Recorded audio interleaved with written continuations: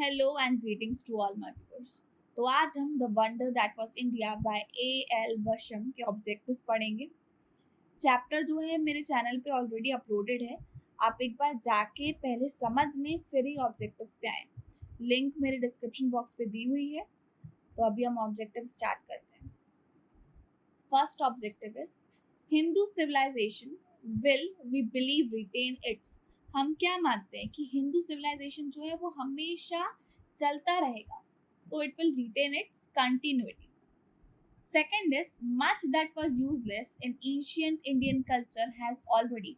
Ancient Indian culture में जो चीज़ें यूजलेस थी, काम की नहीं है, वो ऑलरेडी हटा दी गई हैं, डिस्ट्रॉय हो चुकी हैं, तो उसको बोलते हैं पैरिश्ड, मीन्स डाइड और destroyed. Third is the whole South East Asia received most of its cultural form.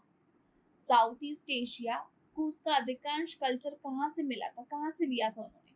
From India. तो answer is India. Next, colonists from western India settled in Ceylon in। Western India के colonist Ceylon में कब settle हुए थे? In 5th century BC। Next, who found their way to Malaya, Sumatra and other parts of Southeast Asia। किनको रास्ता मिला था for Malaya, Sumatra and other parts? Indian merchants को। Next, northward Indian culture influence spread through. Northward Indian culture अपना spread यानी खुद को उन्होंने कैसे फैलाया था? Through Central Asia to China. Next is the heterodox sect followed. Heterodox sect क्या होता है? एक अपनी खुद की कम्युनिटी रहती है। वो लोग क्या प्रैक्टिस करते थे? तो वो लोग मोनेस्टिक प्रैक्टिस करते थे। मोनेस्टिक मतलब मॉन्क बन जाना। इन्होंने अपना खुद का एक कल्चर बनाया होता है, ये उन्हीं को फॉलो करते हैं। तो they usually followed practices such as monk. Okay, next is Westerners themselves have tried to convert the West to a streamline। Westerners ने खुद को कहाँ कन्वर्ट किया है? To yoga and Vedanta. ये लोग योगा को और वेदांता को अब बहुत ज्यादा मानने लगे। Next, cultural divisions among the countries are beginning to. Cultural divisions, अब हमारी कंट्री में जो ट्रेडिशंस थे पुराने जमाने के, वो अब धीरे धीरे खत्म होते जा रहे हैं। तो they are beginning to disappear, गुम हो रहे हैं। Next, India's contribution to the world's cultural stock has already been very large. अपन जानते हैं इंडिया का जो कल्चर है वो बहुत ज़्यादा वाइड है, बहुत फैला हुआ है, तो it has been very wide. 11th, the main problems of India are. India की मेन प्रॉब्लम क्या है?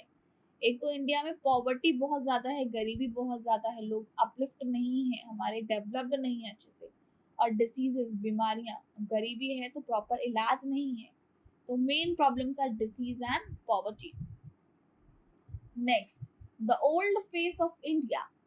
अब जो इंडिया का पुराना फेस था is changing very fast. India is developing, so the answer will be is changing fast. The earliest influence of ancient Indian culture on Southeast Asia can be tracked back to।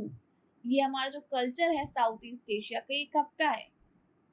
5th century BC। Next, Vijaya, who is said to have conquered Ceylon first, was। Vijaya ऐसा माना जाता है जिन्होंने सबसे पहले Indian king है जिन्होंने तलवारों से सेलोन को कॉन्कर किया था, इन्हें जीता था। तो he was a king of from folk tales. ये फोक टेल्स के किंग माने जाते हैं। Next, in the beginning cultural relations between China and India were. शुरुआती में चाइना और इंडिया के कल्चरल रिलेशन कुछ ज़्यादा अच्छे और खास नहीं थे, तो they were not strong. Next, when was Ceylon finally converted to Buddhism. Ceylon को बुद्धिज्म कल्चर में कब कन्वर्ट हुआ था, कब कन्वर्ट होता हुआ देखा था हमने? In the region of Ashoka के टाइम पे। Where is Buddhist stupa of बोरोबुदर?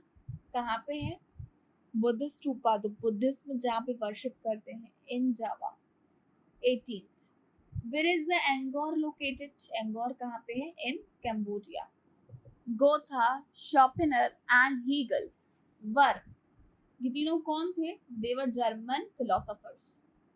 Next, Emerson and Thoreau, Richard Jeffries, Edward Carpenter and Walt Whitman belong to, ये कहाँ के रहने वाले थे? They belong to America. Next, A.L. Basham is an eminent historian of, ये कहाँ के historian है? A.L. Basham, England. Next, when was A.L. Basham born? कब पैदा हुए थे ये? In 1914. Next, where was A.L. Basham born? कहाँ पैदा हुए थे? In Longton, England. Next, when did Basham die? कब हुई इनकी death? In 1986. Next, where did Basham die? ये कहाँ मरे थे? किस place पे? In Calcutta. Next, when was the wonder that was India written? ये कब लिखा गया था? जो अपन पढ़ रहे हैं in 1958. The western dissemination of Indian mysticism was, मतलब जो western information थी of Indian gods, mysticism अपन बोल सकते हैं knowledge of God, so that was not very influential for them. Okay. Next is, what was the primary source of cultural exchange between India and Southeast Asia? India में cultural exchange किसके through होता था? India और south east. Next is, what was the primary source of cultural exchange between India and south East Asia? Means India और south East Asia में cultural exchange कैसे होता था?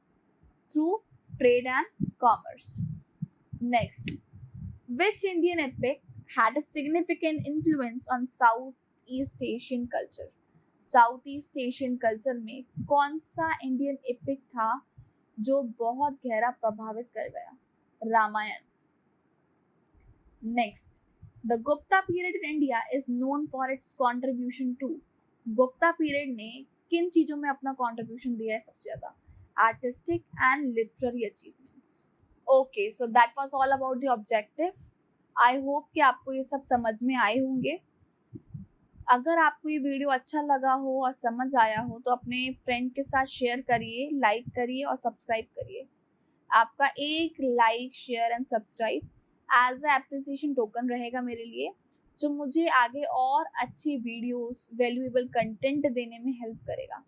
Thank you for watching this video. Stay updated, keep reading. Bye bye.